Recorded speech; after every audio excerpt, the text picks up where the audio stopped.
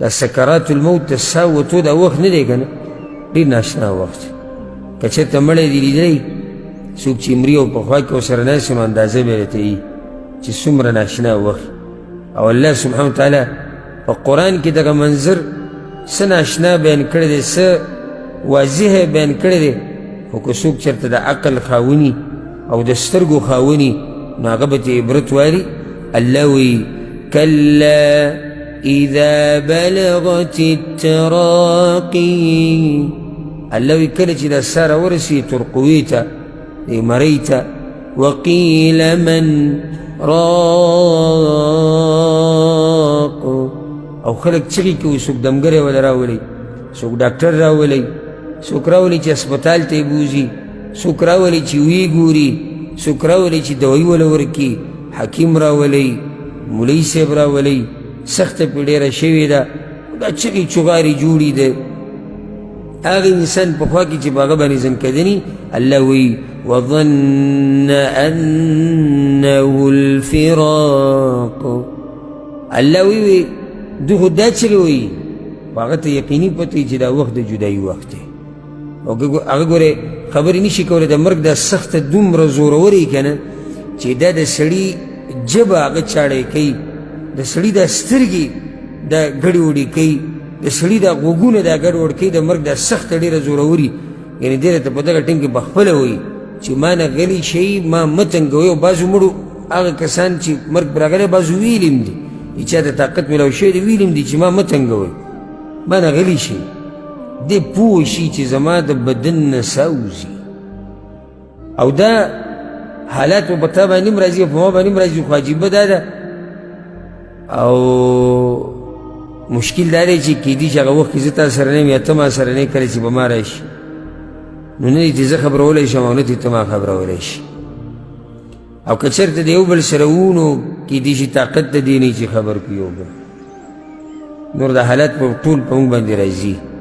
دا ساه چې کله وځي د بدن نه نو دا د دې خپو نه شروع وشي د خپو نه وځي او بیا ورو ورو د بدن د نورو اندامونه ورو ورو د اندامونه یخي وځکه هلته وایي والتفت الساق بالساق او وبلګي پنډۍ د بلې پنډۍ سره کله چې انسان باندې مرګ راشي د تکلیف د لاسه د پنډۍ د یو بل سره جفتي کړي او یا چې مراد پنډۍ د کفن ده او پنډۍ د انسان نو پنډۍ د کفن ولګي پنډۍ د انسان سره په بل ځای کې الله سبحانه وتعالی د ساه وتو یو بل منظر ذکر کړی دی الله وی فلولا اذا بلغت الحلقوم کله چې د ساه حلقوم ته راورسېد روح وانتم حينئذ تنظرون الله وی تاسو ټول ورته راجمع شوي یې ګورئ ورته ونحن أقرب إليه منكم ولكن لا تبصرون الله یو موږ ګورې تاسو نه زیات دې مړي ته نږدې یو خو تاسو ته ښکارونه مراد چې دلته ملایک دي الله وی زما ملایکو ته نږدې